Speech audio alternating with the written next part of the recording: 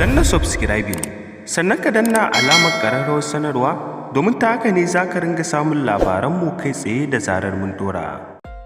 Tofa, kalli abin kunyar da ya faru tsakanin Zango da Nafisa Abdullahi a wajen taron gagarumin taya Sarki AliNuhu taya murnar cewa an ba shi babban mukami na shugaban tace fina-finai na Najeriya gaba ɗaya.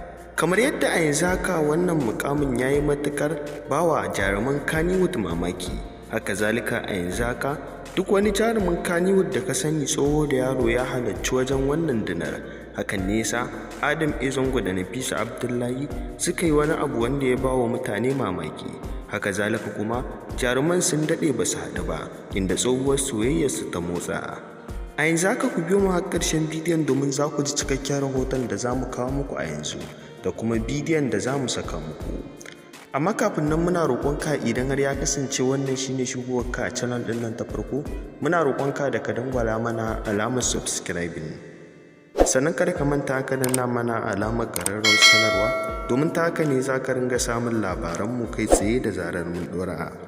Mun gode sosai da kasancewa da mu da kai a wannan tasha tamu mai albarka. Sannan mai sauraro kada ka manta ka dangwala wa bidiyon mu alamar like. Mun gode.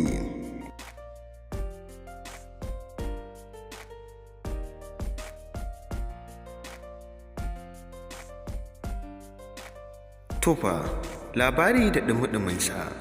Yanzu Zango da Nafisa Abdullahi sun yi wani abun kunya tsakaninsu, kamar yadda a yanzu haka wannan lamarin ya yi matuƙar bawa mutane mamaki a wajen dinar da aka gudanar na Sarki AliNuhu. Kamar yadda a yanzu haka manya-manyan jaruman Kannywood sun halarci wurin, inda aka bawa jaruman Kannywood mata da maza dama akan su fito su gwangwaje abokanan sana'arsu, haka zalika su taya AliNuhu murna akan wannan mukamin da ya samu. Hakan ne sa kowanne jarumi ake haɗa shi da wata babbar jaruma akan su fito su gabatar da wasansu. Kuma kasancewa Zango duk ciki babu wacce ya fi dacewa da ita face Nafisa Abdullahi, domin kuwa kasancewa tun a kwanakin baya suna soyayya tsakaninsu, ko kuma mu ce a shekarun da suka wuce. Domin kuwa kasancewa a kwanakin baya wasu da yawa sun yi tunanin cewa Zango zai auri Nafisa Abdullahi, duba da irin yadda suke gudanar da soyayyarsu a tsakaninsu.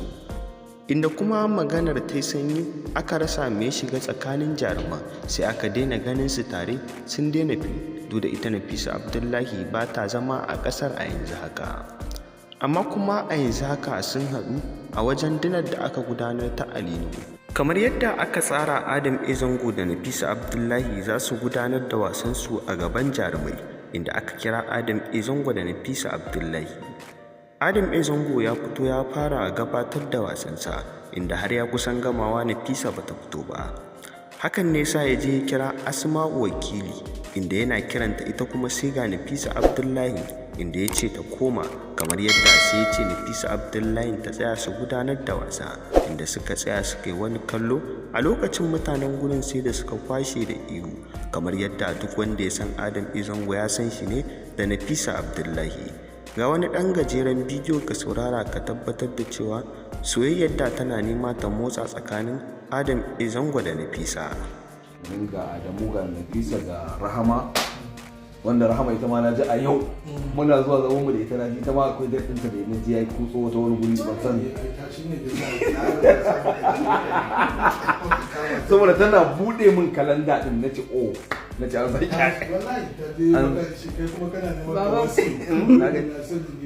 ai ba za ki raba zuciya da abin da take so, almaru ma amal haɓe ya sai dai ya haƙuri to love it take ya haƙuri in ta tafi ne za ta dade shi yasa ok za ka ta kalla idan na aje wannan zan da rika kunnawa kana gani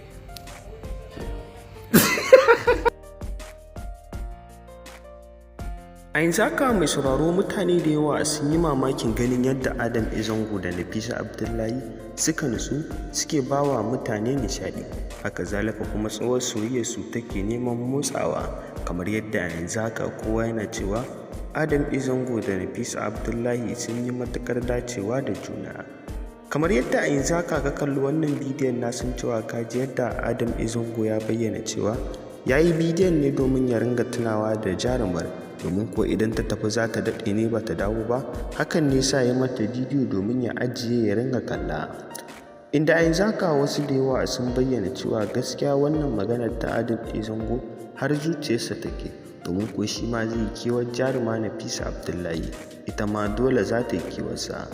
Kamar yadda a yanzu haka mai sauraro kowa da yawa yana fitowa ya tofa albarkacin bakinsa akan wannan lamarin, haka zalika kuma yana bayyana ra'ayinsa akan yadda yake ganin cewa zamantakewarsu za ta kasance a nan gaba tsakanin Adam Zango da Nafisa Abdullahi ɗin. A yanzu haka mai sauraro me za ka iya cewa a dangane da wannan rahoton da muka kawo maka? Muna so mu ji ra'ayinka a ƙasan wannan bidiyon. Mu dai nan muka kawo ƙarshen wannan rahoton namu. Kai dai kasance da wannan tasha a kodayaushe ta hanyar dangwala mana alamar subscribe, sannan kada ka manta ka danna mana alamar ƙararrawar sanarwa, domin ta haka ne za ka ringa samun labaranmu kai tsaye da zarar mun dora.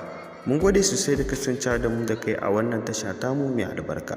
Sannan mai sauraro muna jiran ra'ayinka da kuma shawarar da za ka bayar akan Adam Zango da jaruma Nafisa Abdullahi. Sai mun ji daga gare ka.